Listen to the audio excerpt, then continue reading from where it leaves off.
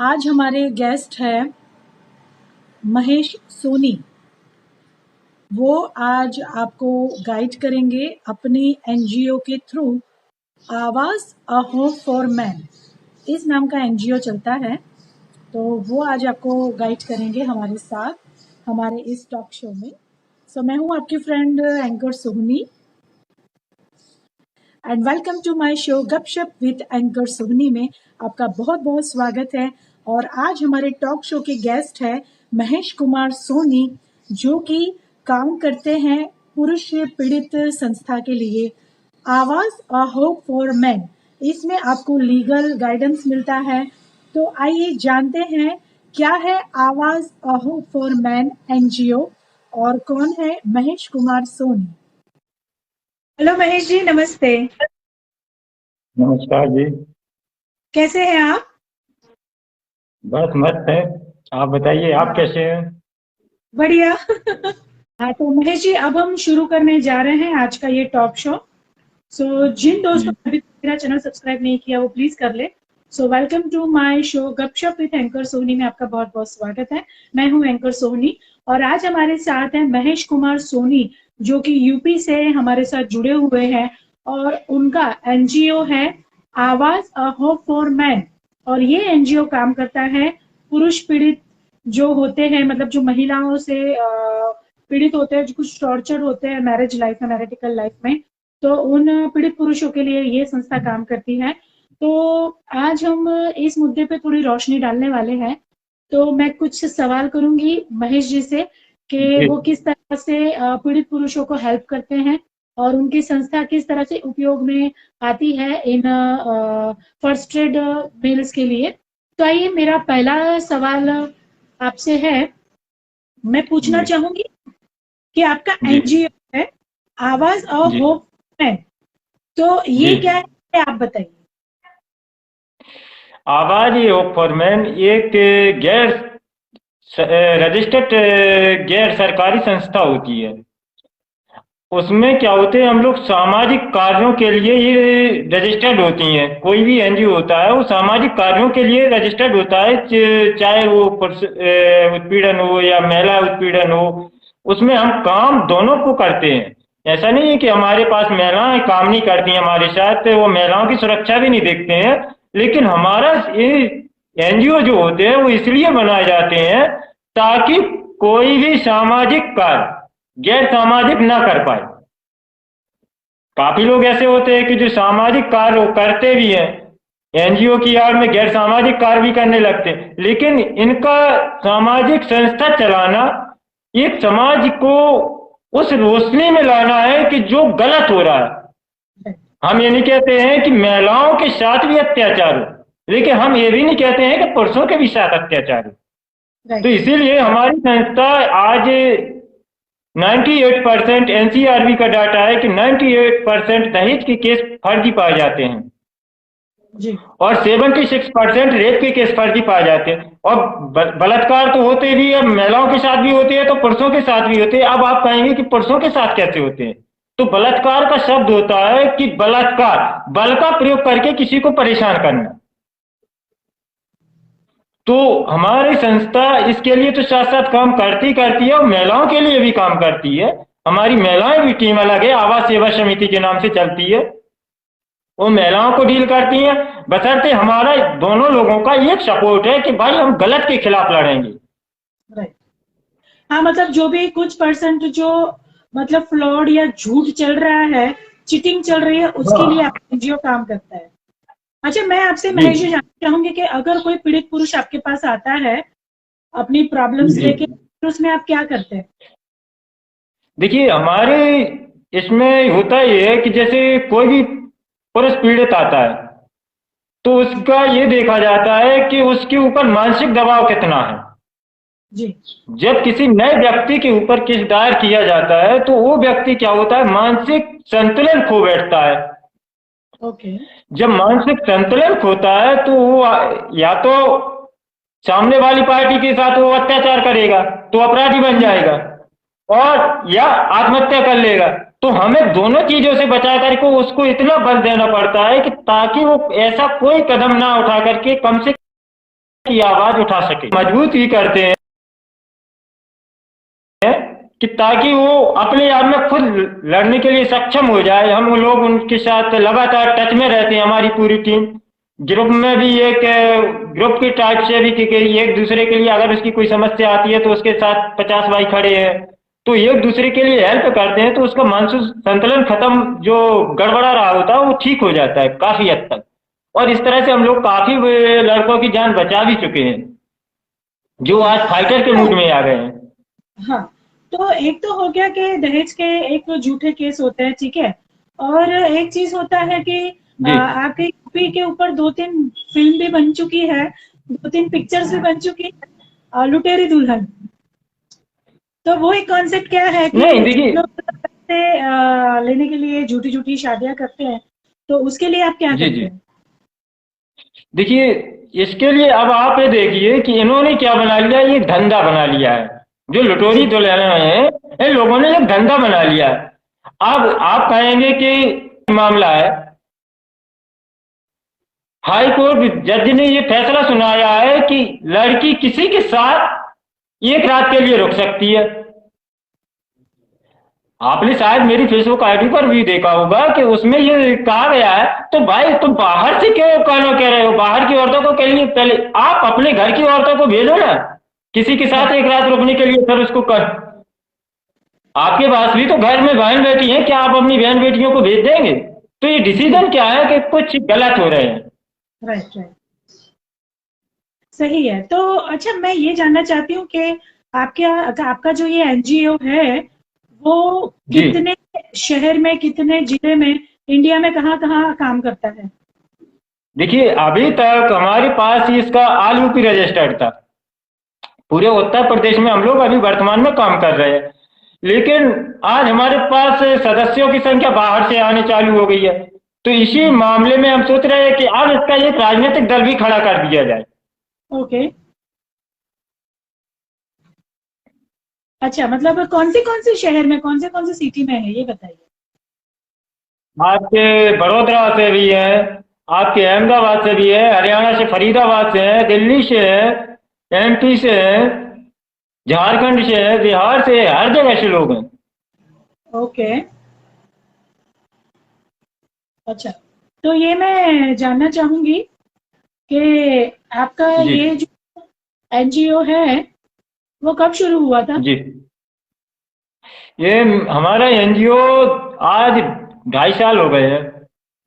Okay, ये जून में 3 साल के आसपास हो जाएंगे। अच्छा, 3 साल के आसपास हो जाएगा। हाँ, अच्छा, ओके, तो टोटल कितने लोग जुड़े हुए हैं ऑल इंडिया में? ऑल इंडिया में हमारे पास हर प्रदेश का अभी अलग अलग चल रहा है सिस्टम। जैसे हमारी का नाम है दिल्ली है तो आर्यन मित्तल जी देखते हैं, यूपी है तो हम लोग देख रहे हैं। जो हमारे संस्थापक रहे हैं या जिनके द्वारा हम लोगों ने मार्गदर्शन लिया है इस पे काम करने के लिए, वो आर्यन मित्तल जी हैं।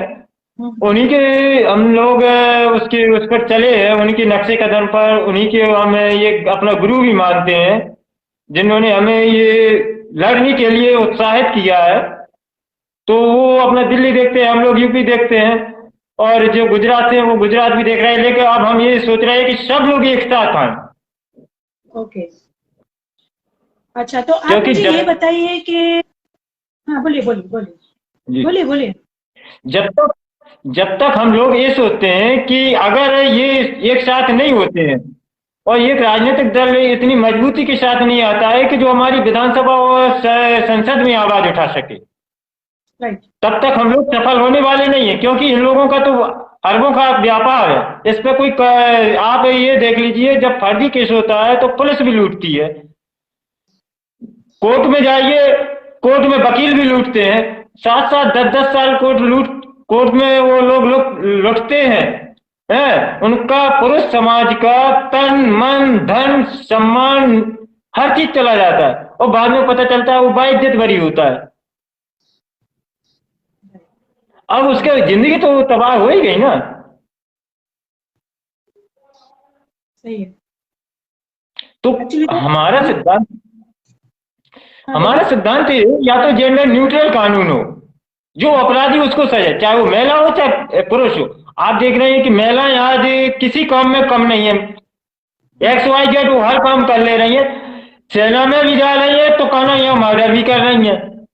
Right right. तो पहले ये कहावत थी कि हर पुरुष अत्याचारी है, लेकिन ना आज हर पुरुष अत्याचारी है, ना हर महिला बेचारी है। ऐसा नहीं है कि हर पुरुष अत्याचारी होता है। अगर पुरुषों की भी, महिलाओं की भी भावना है, महिलाओं के भी दिल है, महिलाओं का भी सम्मान है, तो पुरुषों का भी भावना है, दिल है, सम्मान है, परिवार है। और फिर आज हमारे देश में कानून इतना हो गया है महिलाओं के लिए कि पुरुष कहां से घरेलू हिंसा करेंगे। आज तो महिलाएं घरेलू हिंसा कर रही हैं। राइट। क्योंकि पुरुष अगर रास्ते से निकलता है तो उसके लिए कोई, उसने कुछ भले ही कुछ न किया हो, लेकिन अगर जब वो घर से निकलता है तो ये मान लीजिए वो घर वापसी सुरक्षित आ जाए, वो बड़ी बात होती है। आज घर पुरुषों को घर से निकलने में डर लगने लगा है कि पता चला रास्ते से जा रहा कोई ये कह दे कि सर ये तो हमें घूर करके देख रहा था, तो केस बन गया।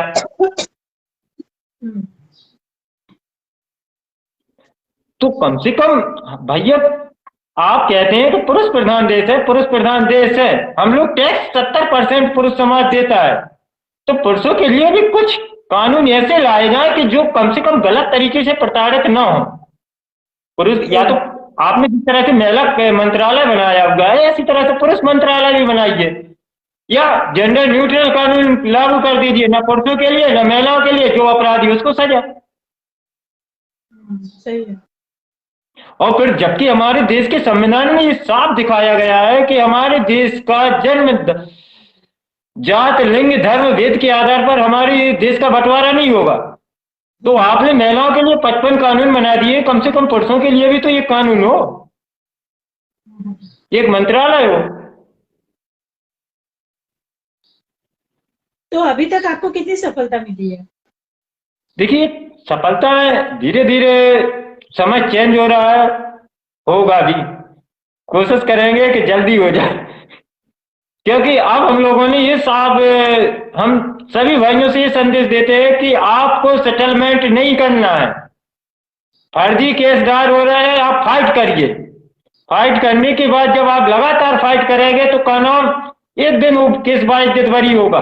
जिंदगी आपकी तबाह है, आपने पैसा दिया, उसने तो कानून यहाँ से लूट करके चली, दूसरा घर बसा लिया, दूसरे से चली, तीसरी। अभी आपने देखा होगा एक लड़की ने 55 शादी करके 56 के साथ फिर फरार हो गई। कहाँ हुआ था ये केस? अरे राजस्थान की बात है। Oh my God. यहाँ एक शादी ढंग से नहीं होती, ये 55 शादियां कर चुकी है, क्या बात है। 55 शादी करके 56वीं के साथ फिर फरार हो गई है। My God. तो ये क्या है? ये धंधा है। ये धंधा इस तरह से बना लिया है, मैं, क्योंकि हर पुरुष इस मामले में डर जाता है कि कानून महिलाओं के लिए सख्त है, महिलाओं की सुरक्षा के लिए है। लेकिन जो इनकी सुरक्षा के लिए कानून बनाए गए हैं, हम ये नहीं कहते हैं कि महिलाओं की सुरक्षा ना हो, क्योंकि आज हम अपनी सुरक्षा की जिम्मेदारी मांगते हैं, तो महिलाएं भी अपनी सुरक्षा की जिम्मेदारी मांगना उनका धर्म है, कर्म है। लेकिन कोई भी गलत तरीके से प्रताड़ित ना हो, किसी की जिंदगी के साथ खिलवाड़ ना हो। नहीं करो, सही बात है। चाहे वो महिला हो चाहे पुरुष हो। अगर हम कहते हैं कि आज बच्चियों के साथ गलत अत्याचार होता है, 5-5 साल बच्चियों के साथ बलात्कार कर दिए जाते हैं, तो ये मानवता इंसानियत शर्मसार होती है। ऐसे लोगों को फांसी पे लटका दो। हाँ, वो जो आज महिलाएं गलत कर रही है, आप देखेंगे कि एक लड़की 7वीं क्लास में बच्चा पढ़ रहा था, 3 बच्चों की माँ उसको भगा करके ले गई है। अब जब 3 बच्चों की माँ उसको भगा करके ले गई, वो अपराधी वो पुरुष बनता है। हाँ, मतलब ऐसे जो चीटिंग के थोड़े बहुत केस है, उस पे सही पे काम होना ही चाहिए। मतलब जहाँ पे हो रहा है, जहाँ पे जिसके सोनी जी, मैंने क्या बताया, एनसीआरबी का डाटा ये कहता है कि 98% आज दहेज का केस फर्जी पाए जा रहे हैं। ठीक है, ये कब तक चलते हैं कि अगर आपके साथ गलत होता है तो आप लड़िए ना। तलाक के लिए पैसों की डिमांड क्यों करती हो कि 2 लाख दो, 4 लाख दो, 10 लाख दो, हम तलाक दे रहे हैं। आपके साथ गलत गया, आपको उसमें केस करिए और सजा करवाइए। सही है, सही है। लेकिन आज मतलब क्या है कि एनसीआरबी के डाटा जी, एनसीआरबी का डाटा जो कहता है, आवाज कट रही, एनसीआरबी का जो डाटा कहता है वो ये कहता है कि 98% दहेज के केस फर्जी पाए जाते हैं, 76% रेप के केस फर्जी पाए जाते हैं। मान लीजिए हमारे लोगों में लड़ाई हो रही है और कुछ लोगों ने अपनी बहन बेटियों को आगे करके कह दिया कि मेरे साथ छीना छपटी कर रहा था, कपड़े फाड़ दिए, उस पे केस दर्ज करवा दी। तो और दूसरा, आज शादीशुदा पुरुष शादीशुदा महिलाओं से 2 गुना ज्यादा, यानी 80,000 के आसपास महिलाओं की आत्महत्या संख्या है साल भर में 26,000, और पुरुषों की संख्या है 80,000 शादीशुदा पुरुष। लेकिन पुरुष क्या है कि अपना दर्द दिखा नहीं पाता। दर्द तो होता है, अगर वो दर्द दिखाता है तो समाज, हर लोग उसी को कमजोर समझते हैं कि भाई ये इसके साथ इस तरह से घटना हो गई है इसलिए ये करो। लेकिन वो सच्चाई नहीं देखना चाहते कि आज हम लोगों के साथ ये चीज हो रही है, कल किसी आपके बहन बेट आतंक और अपराध किसी के साथ कब हो जाए कोई भरोसा नहीं होता है। कोई समस्या घटना कब घटित हो जाए किसी को मालूम नहीं है। तो ये जो घटनाएं घट रही हैं, इनसे कम से कम पुरुष समाज को, महिला समाज को, बहन बेटियों को ये जागृत होने की जरूरत है कि जो महिलाएं गलत कर रही हैं उनके खिलाफ हित करें। वो तो सही है कि कोई भी कर रहा है तो उसके सामने कार्यवाही होनी चाहिए चीटिंग को लेके, और फैमिली को भी लेके अगर कुछ हैरेसमेंट गलत तरीके से हो रहा है तो उस पर कार्यवाही होनी ही चाहिए। तो अभी जितने भी फ्रेंड्स हमें देख रहे हैं ऑन फेसबुक, तो ये शो हमारा यूट्यूब पर भी आएगा, अपलोड करेंगे हम लोग। तो हमने महेश जी के साथ एक पोस्ट बनाई हुई है और उस पोस्टर को हमने फेसबुक पे डाला है, तो और ये यूट्यूब पर भी आएगा। तो ये पोस्टर में महेश जी का नंबर और उनका ईमेल आईडी हमने ऐड ऑन किया है। तो अगर अभी भी आप हमारा शो देख रहे हैं और अगर आपकी फैमिली में या आपके फ्रेंड्स में या आपको ऐसी कोई प्रॉब्लम है, तो आप मैसेज करके अभी कमेंट बॉक्स में पूछ सकते हैं महेश जी से, या तो उस नंबर की डिटेल हमने ऐड की है तो उस नंबर पे भी आप महेश जी को कांटेक्ट कर सकते हैं। अच्छा, एक्चुअली हमने जब ये पहला बिगनिंग किया था तभी हमें 3-4 रिस्पॉन्स आए थे। तो महेश जी, मैं जानना चाहूंगी कि अभी एक बहुत अच्छी चीज शुरू हुई है कि जैसे लोग जॉब भी कर रहे हैं, बिजनेस भी कर रहे हैं, पर साथ साथ में सेवा कार्य भी कर रहे हैं। तो ये मुझे बहुत अच्छा लगता है।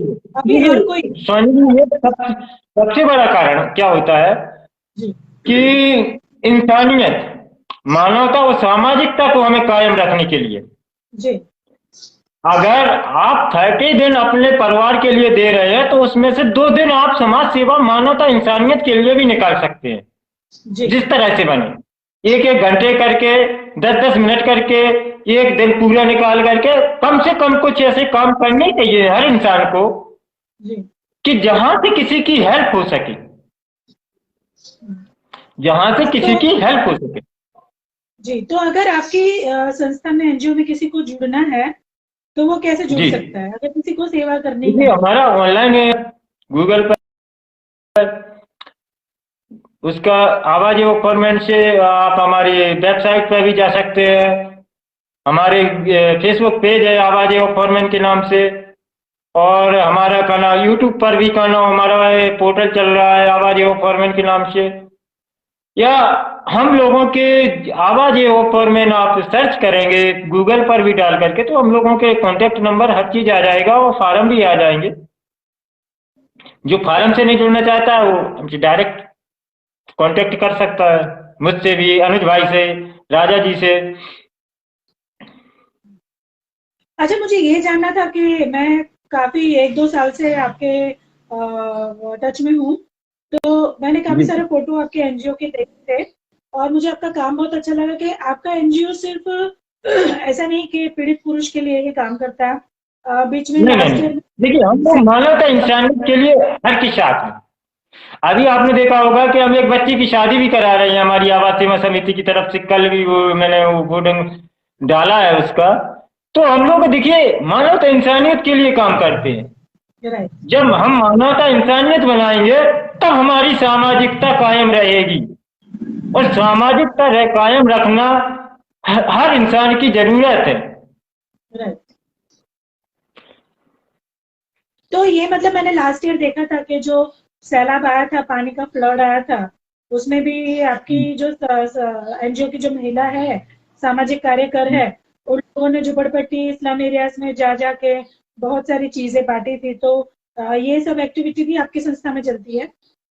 हाँ, अभी कपड़े भी हम लोगों ने वितरण करवाए थे, साड़ी है और आपका बच्चियों के लिए है, कॉपी किताबें भी है, जो जैसी जरूरत का है। और जैसे कोई पर्सनल में भी आकर के अगर किसी को समस्या है तो ये होता है कि भाई जितना बन जाए कर दो। राइट। किसी ब्लड भी मान लीजिए, अभी मैं कम से कम 35 लोगों को ब्लड दिलवा चुका हूँ अपनी तरफ से।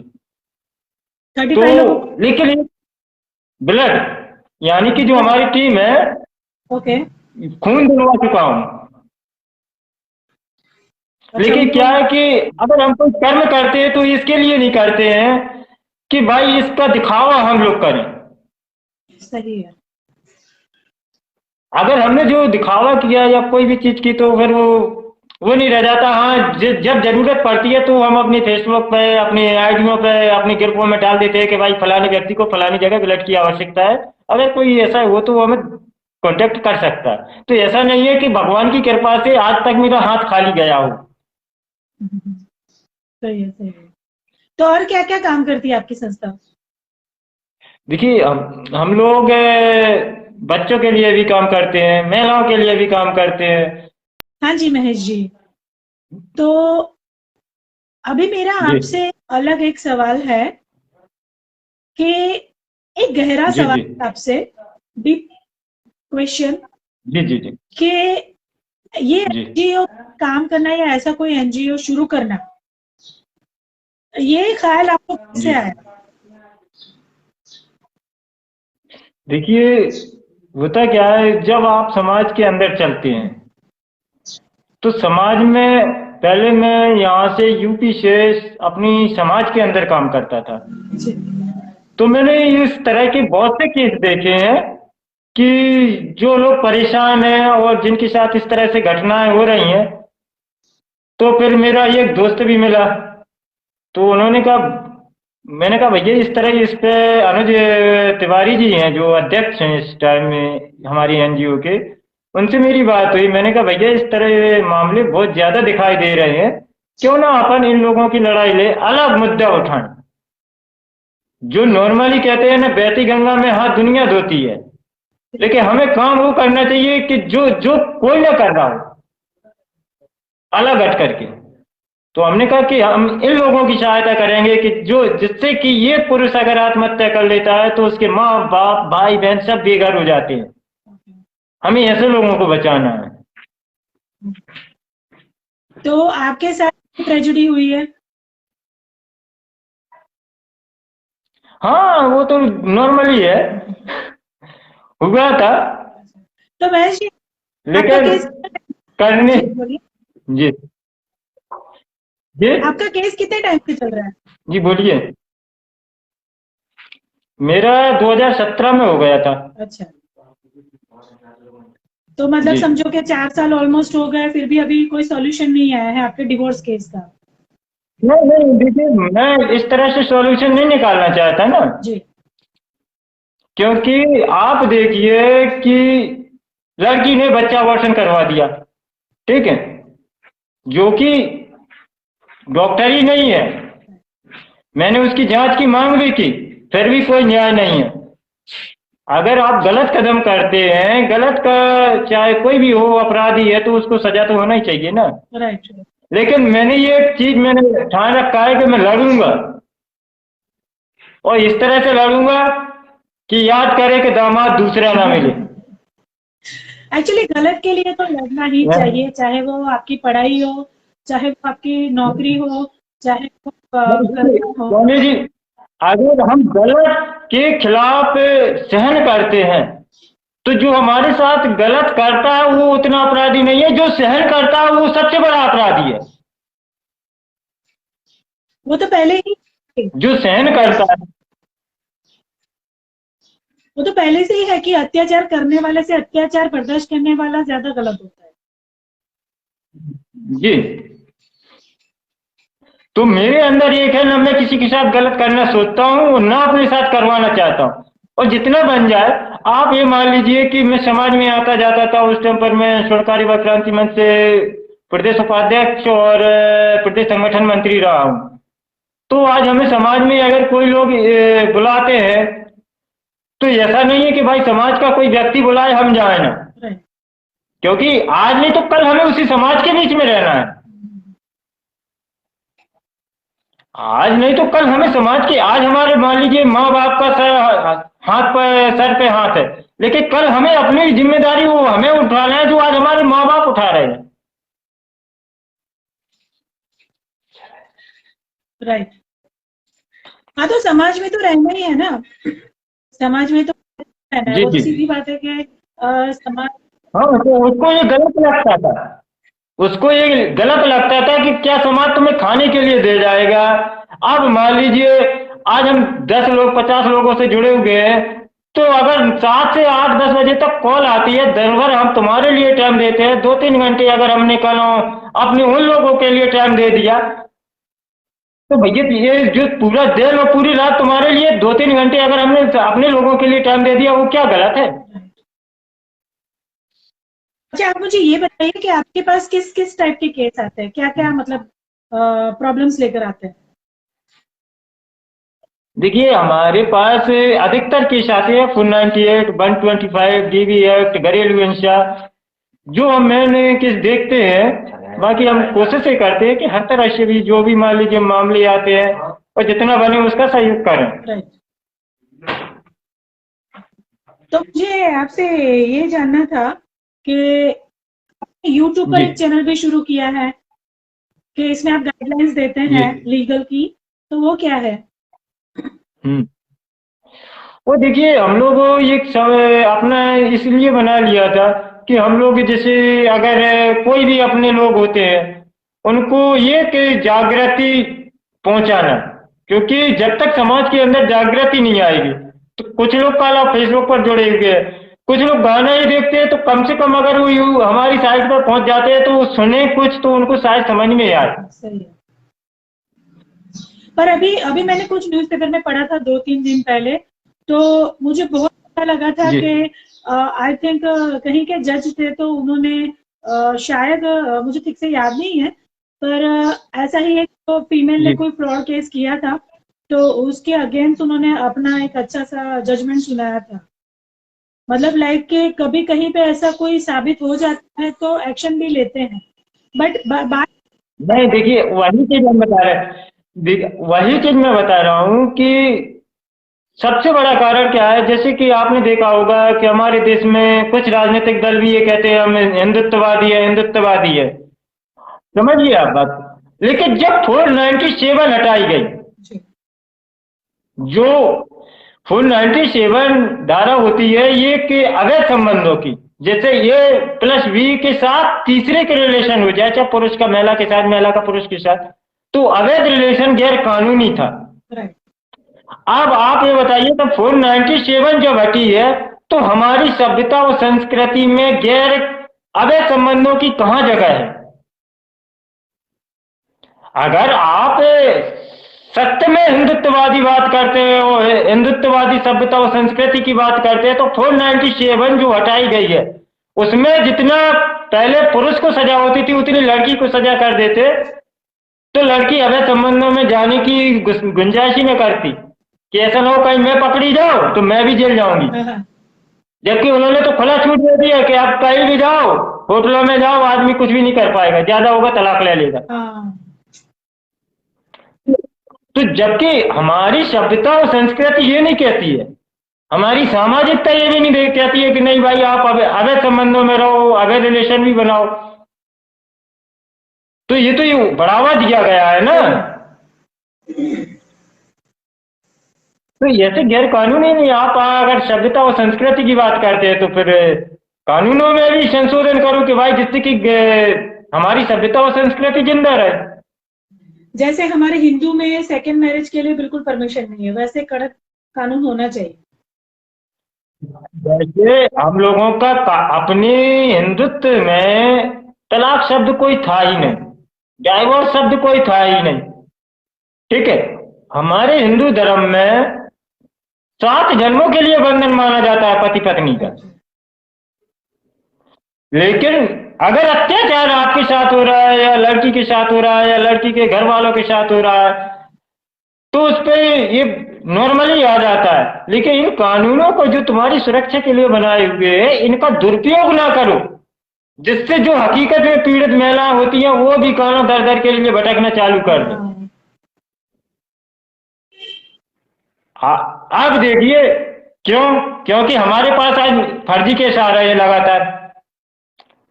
जब फर्जी केस आएंगे तो हमें तो 100 में से एक दिखाई देगा, पीड़ित वाला भी तो वो भी लगेगा कि साला फर्जी होगा। वो भी हमें समझ में आएगा ना, तो हम तो उस भाई के साथ खड़े हो जाएंगे ना। तो कम से कम आप लोगों की सुरक्षा के लिए जो कानून बनाए गए हैं उनका गलत दुरुपयोग ना करिए। सही है। और इससे अब होना कुछ नहीं है। देखिए, लड़का पक्ष जब तक 498 का केस होता है उसमें जमानत नहीं होती है तब तक लड़का पक्ष हावी रहता है मानसिक दबाव में। फिर तो हम जैसे काफी भाई उनको मिल जाते हैं, पीड़ित भाई भी मिल जाते हैं, ठीक है, तो वो उनका हौसला अफजाई करते, उसके बाद होती है लड़की की जिंदगी तबाह। उसके बाद लड़की की जिंदगी तबाह होती है क्योंकि लड़का अपना कहीं भी कमा खा सकता है। तो ऐसा नहीं है। और फिर हम लोगों ने तो ये साफ कह दिया है कि भाई आप सेटलमेंट के नाम पर 1 रुपया नहीं लेना, कोर्ट कचहरी में चाहे 10,000 नहीं 10 लाख लग जाए। क्योंकि इस अगर जब हम पैसा देना बंद कर देगा पुरुष समाज तो महिला कुछ भी हद तक फर्जी केस लगाना भी बंद करेंगे। हाँ, मतलब जो गलत फायदा उठा रहे हैं कायदे का वो थोड़ा रुक जाए। हाँ, क्योंकि आज आप ये देख लीजिए सोनी जी कि ये हाल है कि एक तो पुरुष मर भी रहा है, ठीक है, कानून कोई है नहीं, जबकि महिलाओं के लिए 53-54 कानून बना दिए। आप महिला की तरफ घूर करके देख लो तो उस पर केस दर्ज हो जाएगा। और महिला रोड चलते हुए किसी को चप्पल भी मारती जाएगी ना तो अगर वो कहेगा कि इसने मुझे चप्पल मारा तो कैसे मारा होगा, वो औरत है, पर एक्चुअली क्या, उसकी कोई नहीं देखेगा कि नहीं। पर एक्चुअली है क्या कि इनमें दोनों की गलती है कि दोनों को, मतलब महिला गलत है या पुरुष गलत है, इस चीज का इंक्वायरी होना चाहिए कि असल में क्या हुआ है। क्योंकि देखो कि पहले के जमाने में पहले इतने अत्याचार भी होते थे, ये ऐसे केसेस के ऐसे लॉज बनाने पड़े। बट अब हम बात करें तो हाँ, तभी इन कानूनों को लाना पड़ा। तो मतलब अब हम चाहे कि चाहे कि महिला की तरफ से चीटिंग हो रही है या पुरुष की तरफ से, तो आज कोई भी ऐसा वाकया हुआ है, कोई भी ऐसा सीन हुआ है, कोई भी ऐसा परिस्थिति हुई है, तो उसका एक ठीक से इंक्वायरी होना चाहिए कि कौन सही है कौन गलत है, और फिर उसको पनिशमेंट होना ही चाहिए। मतलब कि आज किसी महिला ने आरोप लगाया, छेड़ दिया या इसने मुझे चप्पल मारा, तो उस पे इनका ठीक से इंक्वायरी होना चाहिए, तपास वगैरह पहले से होना चाहिए जी। तो उसमें पता चलता है। अगर इंक्वायरी नहीं करेंगे तो चीटिंग कौन कर रहा है वो कैसे पता चलेगा। देखिए अभी सोनी जी, अभी जब 2-3 साल पहले की बात है, कुछ दिन के लिए एक कमेटी गठित की जाती थी जिला लेवल से, जो दहेज जैसे कि फर्जी केस आते थे उनकी जांच करती थी। ना जो लड़के को पता चलता था ना लड़की को पता चलता था, ठीक है। तो उसमें कुछ हद तक कंट्रोल में आ गया, कुछ हद तक रियल केस होते थे। हाँ, वो रियल केस होते थे, क्योंकि पुलिस के पास जाओगे आप तो पुलिस के पास तो आप 10-15 हजार फेंकिए, वो आपके ऊपर केस बना देगी। लेकिन जब यहाँ से जांच होकर के रियल में कि जो पुलिस प्रशासन को भी ये मालूम ना हो कि भाई कौन गलत है कौन सही है, ना लड़के को मालूम हो ना लड़की को मालूम हो कि जांच करता है कौन, और वो अपनी जांच करके पूरी इधर उधर से जानकारी लेकर के वो रिपोर्ट लगा दे, तो उसमें कुछ हद तक सही केस निकलेंगे। लेकिन अब क्या है, जो जांच करता बन जाता है वो सोचता है कि कुछ जेब गर्म हो जाए। वो आप तो जानती हैं कि भ्रष्टाचार तो चरम पर है। अब आप देखिए कि मेरे वाले केस में लड़की ने अबॉर्शन कराया, महोदया पुलिस ने एफआईआर लगाई उस पर कि बच्चा अबॉर्शन की घटना असत्य है। तो जब मैंने इसकी मांग की कि आप ये बताइए कि बच्चा अबॉर्शन की घटना असत्य आपने कैसे साबित कर दी, क्या आपके पास कोई मेडिकल है? तो ये आप इस चीज में इतना आप अनुभव लगा सकते हैं। पर दोबारा जब मैंने इसे जानकारी लगी कि ये कई बार है, तो मैंने कहा शायद इसने शादी कर ली हो, तो इसलिए मैंने वहां उसकी जानकारी के लिए लगाया। मैंने कहा मुझे जानकारी मिल रही है कि इसने शादी कर ली है। तो फिर उसमें एफआईआर लगा दी कि लड़की के द्वारा डाइवोर्स का केस कुलपहाड़ केस में डाल दिया गया, जबकि वो केस चल रहा है हमीरपुर में। अब आप सोनी जी ये बताइए कि अगर इसमें कुछ दाल में काला नहीं है तो क्या ऐसी एफआईआर लग सकती हैं कि कुलपहाड़ कोर्ट में केस चल रहा है, बता रहा कि डाइवोर्स का केस लड़की ने कुलपहाड़ कोर्ट में डाला हुआ है, जबकि डाइवोर्स का केस चल रहा है हमीरपुर कोर्ट में। बच्चा अबॉर्शन की घटना आपने कैसे ये रिपोर्ट लगा दी कि बच्चा अबॉर्शन की घटना सत्य है? आप मुझे जानकारी तो दीजिए ना, आपने एफआईआर लगाई है तो मुझे भी तो जानकारी मिलना चाहिए भाई, मेरा भी तो हक बनता है कि आपने किस तरह से लगा दी है। राइट। तो देखिए हम एक बात क्लियर तो करते हैं कि मैं एंकर सोनी एक बात क्लियर करती हूँ कि मैं किसी के पक्ष में नहीं हूँ। ये सिर्फ मेरा काम है कि किसी की बात लोगों के दिल तक पहुंचे। अगर किसी को कोई प्रॉब्लम है तो वो वहां तक समाधान के लिए पहुंचे। ना हम पुरुष के फेवर में है, ना हम महिला, मतलब लाइक के ऐसे कोई भी मुद्दे के लिए ऐसे पॉलिटिकल व्यू मैं अपनी तरफ से कोई सपोर्ट नहीं करती हूँ। This is my entertainment show और this is my talkative show. तो इसका कोई मुद्दा नहीं है कि हम किसी को टारगेट कर रहे हैं। This is just discussion. तो हम जस्ट वो जो ये महेश जी का एनजीओ काम करता है तो वो हम सिर्फ आप तक बात पहुंचा रहे हैं। तो मेरा किसी भी मुद्दे से या किसी भी पॉलिटिकल से ऐसा कोई पर्सनली कनेक्शन नहीं है। और मेरा बस एक ही मानना है कि सबके साथ अच्छा हो, कोई गलत चीज ना हो और ह्यूमैनिटी, इंसानियत हमेशा जिंदा रहे। और आप लोगों तक कुछ ना कुछ अच्छी अच्छी इंफॉर्मेशन हम हमारे टॉक शो के प्रमोशन के जरिए पहुंचाते हैं। तो हाँ, हाँ जी बोलिए महेश जी, आप क्या बता रहे थे? जी देखिए, तो मैं भी यही कहता हूं कि मैं किसी पुरुष के लिए नहीं हूं कि मैं पुरुष बनूं, मैं महिलाओं के साथ भी हूं।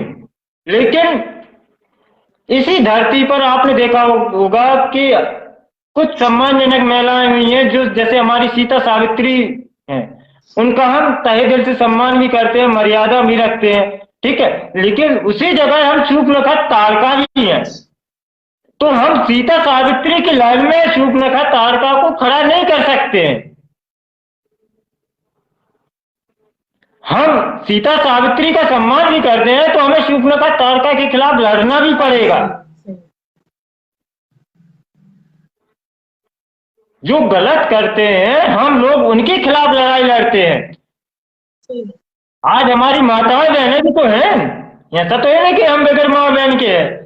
लेकिन जो गलत करता है उसके खिलाफ है, चाहे वो फिर मेरी बहन भी क्यों ना हो।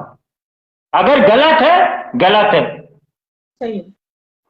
मतलब समाज में हम एक जैसा माहौल नहीं देखते, जैसे लोग नहीं होते कई जहाँ पे इतनी ममता वाली माँ हाँ होती है, इतनी दोस्त जोशी बहन होती है, सब होता है। पर साथ साथ में एक गंदा एटीट्यूड या गंदी सोच या गंदी हरकत वाले भी लेडी। सोनी जी देखिए, सोनी जी सबसे बड़ा कारण क्या है कि जब भी किसी भी लड़की का घर बर्बाद होता है तो 90% नहीं 99% उसकी माँ का हाथ होता है। अब आप देखेंगे कि इस तरह के लोगों को, जैसे शूर्पणखा ताड़का को नक्कटी कहते हैं, तो इस तरह से हम लोग भी इन लोगों के नाम रखे हैं, छुटेली है, असुरा है, असुरी है, समझ रहे? इस तरह से हम लोग इनको तवज्जो देते हैं। क्यों भाई, आप गलत काम कर रहे हो।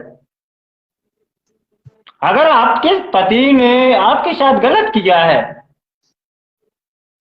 तो पहले ये वो होता है कि भाई आप घर में संभालें, गलत भी को भी पहले घर में संभाला जाता है, घर में नहीं होता है पर परिवार में संभाला जाता है। परिवार में जब किसी बात का डिसीजन नहीं निकलता है तो उसको समाज में ले जाया जाता है, और समाज में जब डिसीजन नहीं निकलता है तब इंसान को कोर्ट जाना पड़ता है। राइट। लेकिन आज क्या हो गया कि लड़कियों के अफेयर चल रहे बाहर, ठीक है, और वो उन्होंने कहा कि ये काम ना करो, गलत है, ठीक है, उन्होंने सास ने कह दिया बेटा पानी भर दे, तो ये दुकान क्या है, शांत बैठी रहा, मैं पानी में भर देगी लानी है, मेरे बाप ने, समझ रहे। और इसमें सबसे बड़ा कारण आप देखेंगे कि जब लड़की के लिए दहेज जो शब्द यूज होता है कि लड़कियों को दहेज के लिए मार दिया जाए, आप ये बताइए आज की दुनिया में, मैं अपनी बता सकता हूं कि मेरी शादी में ये रूमाल नहीं मिला था, ठीक है, जिसके पास खाने की गुंजाइश नहीं होता है वो 20 लाख 30 लाख के सपने देखता है, जिसके पास खाने की गुंजाइश नहीं होती है वो सोचता है कि मैंने फर्जी केस लगवाया 20 लाख 30 लाख रुपया हट लूंगा। सही है। लड़का घर बेचे चाहे कुछ भी बेचे, लड़का कहां से बेचेगा, जब लड़के पास होगा कुछ तब तो बेचेगा। अब तुम लड़ो कोर्ट में भी लड़ो ना, हम लोग तो जेल जाने के लिए भी तैयार है, हमारी पूरी टीम भी यही आप कहते हैं, हम रुपया नहीं देंगे तो मैं जेल पहुंचाना पहुंचाओ, जेल भरो आंदोलन चलेगा। क्यों? अगर हम लोगों ने रुपया देना चालू कर दिया तो ऐसी महिलाओं को और बल मिलता है, ऐसी महिलाओं को और बल मिलता है। ओके। और जब ये बल मिलता है तो जितना अपराध करने वाला होता है उतना सहन करने वाला होता है। तो हम वो चीज नहीं चाहते, हम लोग ये फाइटर बनाते हैं लोगों को कि हम 1 रुपया उनको नहीं देंगे, लड़ेंगे। और फिर अगर जैसे हमारी एनजीओ से आते हैं तो हमारे जहाँ यूपी में है तो हमारी हर जगह एडवोकेट है, जहां तुम लोगों के 10 में काम हो गए वहां हम अपने भाइयों के 5 में काम कराएंगे। क्यों कराएंगे? क्योंकि भाई हम उस दर्द से भुगते बैठे हैं, हमारी टीम उस दर्द से भुगती बैठी है। जैसे कहते हैं जो चाय से जल जाता है वो मट्ठा भी फूंक फूंक के पीता है, कि भाई हम लोगों ने देखा है कि आदमी पैसा कैसे कमाता है, कैसे खर्च करता है, कैसे मुकदमे लड़ता है, 4 6 7 साल मुकदमे लड़ना है। तो हम लोग उन लोगों को इस तरह के वकीलों से मिलवाते हैं कि जो सही काम भी करे। हम लोग अपनी एडवोकेट हाई कोर्ट है, सुप्रीम कोर्ट है, हर जगह अपने सेट कर किए हुए कि ताकि भैया हमारी संस्था में जितने भी केस आएंगे उसमें ये आपको लिमिट के हिसाब से पैसा मिलेगा, क्योंकि वो भी पीड़ित होते हैं, लूटने, उनको लुटना शौक नहीं है लेकिन मजबूरी लुटा रही है। राइट। तो आप मुझे ये बताइए कि जैसे कितने पुरुष अपनी प्रॉब्लम्स लेकर आप तक आए? देखिए हमारे पास, मैं बता रहा हूं कि हमारे पास एक जिल्द बन गई है हर प्रदेश से, ऐसा नहीं है कोई एक प्रदेश हो, हर प्रदेश से लोग हैं। पिछले साल हम लोगों ने जंतर मंतर पर जब हमारी टीम गई रहा तो 1500 लोगों का धरना प्रदर्शन था। अब ये मान लीजिए उसमें घटोतरी नहीं हो रही है, बढ़ोतरी ही हो रही है। हम लोग 4 6 लड़के हैं कि जो दिन भर लगातार मोबाइल ही यूज करते हैं, कि आदमी को, मैं हुआ, अमित तिवारी हुए, हमारे अमरिंदर सिंह लांबा हुए, दीपक साहू हुआ, इस तरह से ये मान लीजिए ये लोगों को डील ही करते रहते हैं दिन भर, इनके मोबाइल शांत नहीं बैठ पाते हैं।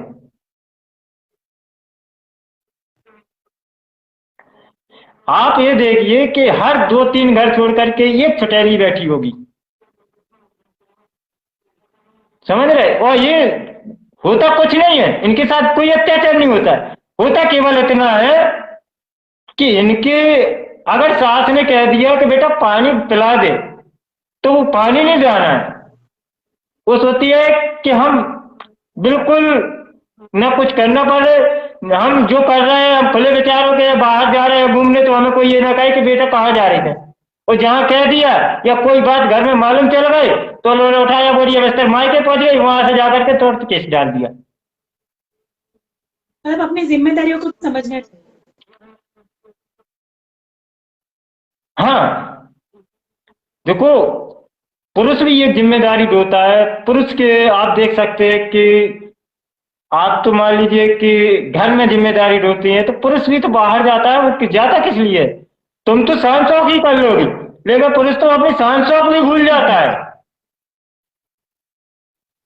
उसको तो ये दिखाई देता है कि मेरे बच्चों की शान शौक, मेरे घर परिवार वालों की शान शौक बन जाए, मेरी शान शौक तो ऑटोमेटिक बन गई।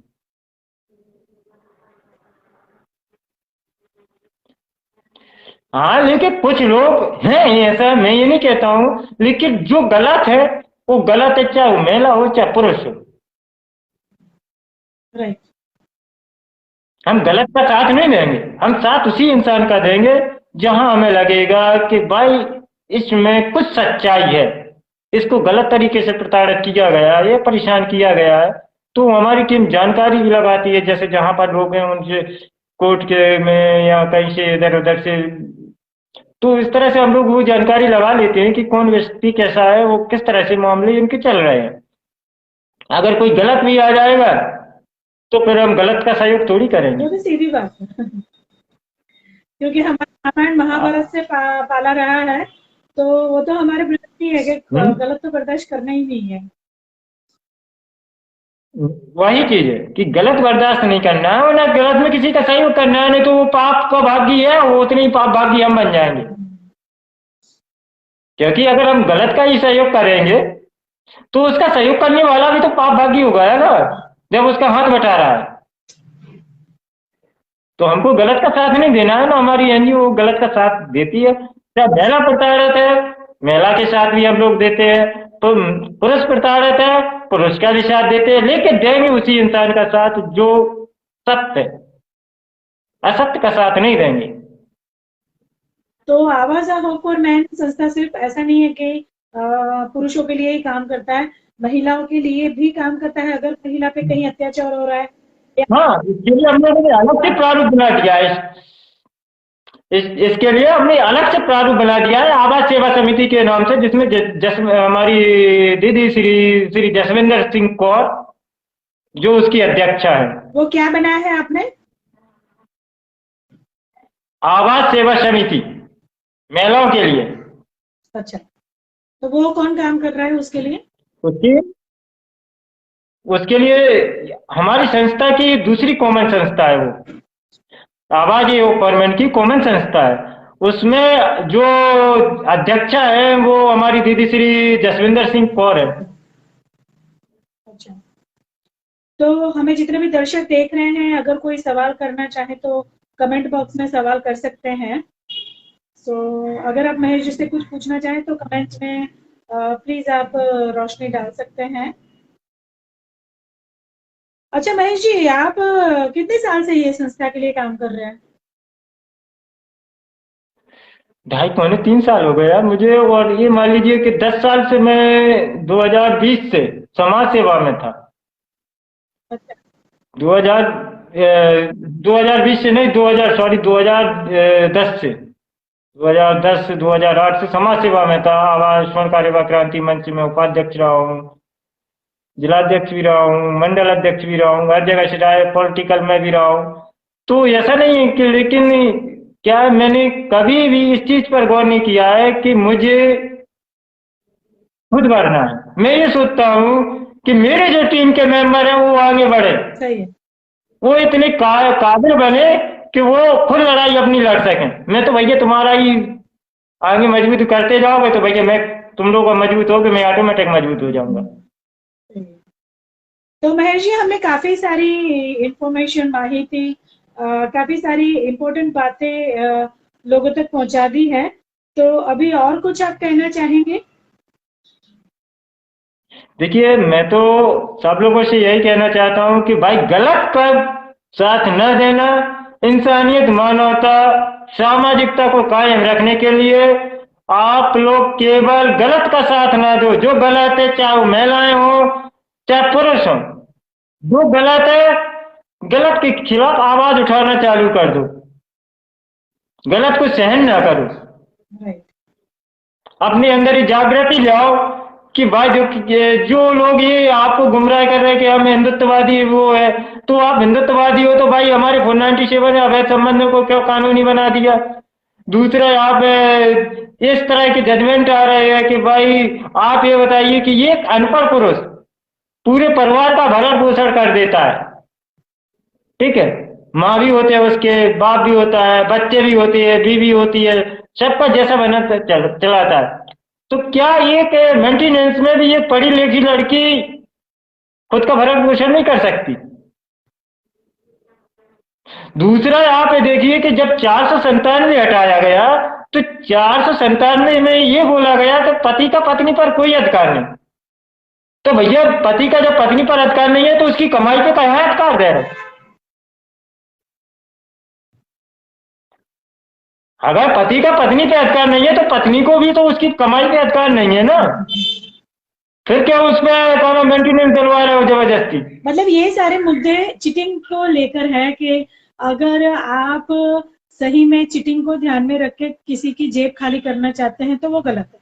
हाँ, अगर वो लेडी सही है, हाँ अगर वो लेडी पे अत्याचार हुआ है, अगर वो भरण पोषण के लायक है तो वो उसे मिलना चाहिए। पर अगर किसी घर को खाली करने के इरादे से आप गलत करते हो तो फिर वो नहीं होना चाहिए। तो देखिए सोनी जी, इन लोगों को आप ये देखिए कि सरकार भी जो विकलांग महिलाएं होती हैं, जो विकलांग होती हैं, अंधी होती हैं, विधवाएं होती हैं, जिनकी कोई सहारा नहीं होता है, उनके लिए सरकार के द्वारा 500 रुपया डोनेशन आता है महीने का पेंशन के रूप में। और ये पढ़ी लिखी अनपढ़ लड़की के लिए खुद 5-5 हजार 10-10 हजार बांध दे रही हैं। वो तो खुद कमा सकती है, वो अंधी वो बहरी लंगड़ी लूड़ी कमा लेंगी क्या, जिन्हें 500 रुपया सरकार दे रही है।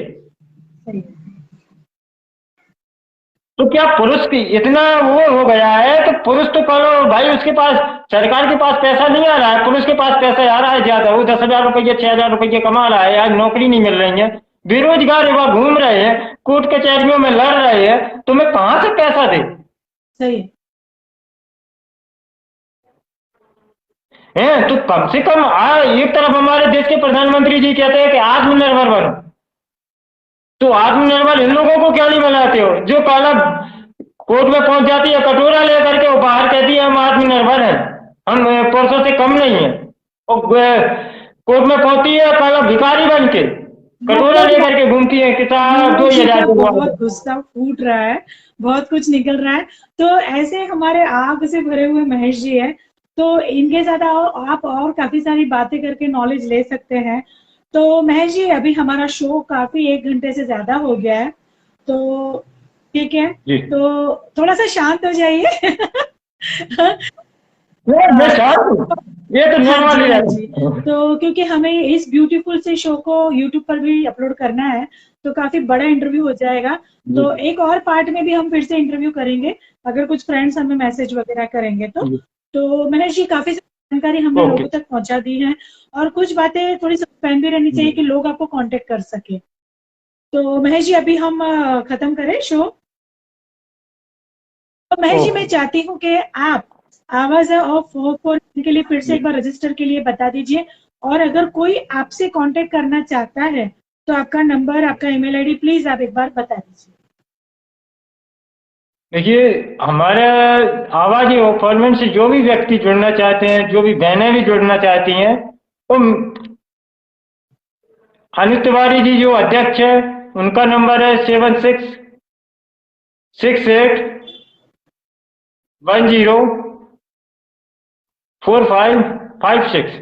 7668104556। आप उनसे भी कांटेक्ट कर सकते हैं, या मेरा नंबर है 8423686692। आप इस पर भी कांटेक्ट कर सकते हैं। ये दोनों हम दोनों लोगों के व्हाट्सएप पर भी नंबर हैं, और आप अगर डायरेक्टली जाना चाहते हैं तो गूगल पे आप हमारी आवाज सेवा समिति पेज पर जाइए, जो महिलाएं वो आवाज सेवा समिति पेज पर जा सकती हैं, और ग्रुप में भी जा सकती हैं। जो पुरुष है वो आवाज फॉरमैन ग्रुप में जा सकते हैं और उस पेज पे जा सकते हैं। हाँ, वहाँ आपको कहना हमारा कॉन्टेक्ट नंबर भी मिल जाएंगे, आपको हमारी जीमेल भी मिल जाएगी, हमारा पूरा बायोडाटा मिल जाएगा वहाँ पर आपको। आपके फेसबुक पर कितने पेज हैं? देखिए मेरे फेसबुक पर मेरा एक तो पर्सनली पेज चलता है महेश कुमार सोनी के नाम से, दूसरा आवाज एवं फॉरमैन के नाम से चलता है, आवाज सेवा समिति के नाम से चलता है। अच्छा, मतलब आपको फेसबुक पे भी जाके मैसेज कर सकते हैं। जी ओके, तो friends, Awaaz a hope for man by Mahesh Kumar Soni एक ऐसा एनजीओ, एक ऐसी संस्था है जो पीड़ित पुरुषों के लिए चलाई जाती है। तो अगर आपके साथ कोई अत्याचार या कोई चीटिंग हो रही है मैरिटल लाइफ में या समथिंग, तो आप इस संस्था से कांटेक्ट कर सकते हैं। और आप अगर ऐसा कोई वीडियो हमारे साथ बनाना चाहते हैं तो मुझे कांटेक्ट कर सकते हैं। और महेश जी से खास कांटेक्ट करिएगा अगर कुछ ऐसी प्रॉब्लम से आप परेशान हैं तो हमारी कोशिश रहेगी कि हम आपको कुछ ना कुछ हेल्प कर सकें। सो महेश जी, इसके साथ ही हम ये शो खत्म करते हैं। थैंक यू सो मच, आपने अपना कीमती समय हमें दिया और दर्शकों तक अपना ये पूरा नॉलेज बताया और इतनी अच्छी इंफॉर्मेशन लोगों तक पहुंचाई। तो प्लीज महेश कुमार सोनी का आवाज होप फॉर मैन संस्था का कांटेक्ट कीजिएगा। अपना और अपने परिवार का ख्याल रखिएगा और अपनी हेल्थ का तो खास ख्याल रखिएगा और सभी खुश रहिएगा। धन्यवाद। एंकर सोनी को इजाजत दीजिए। बाय।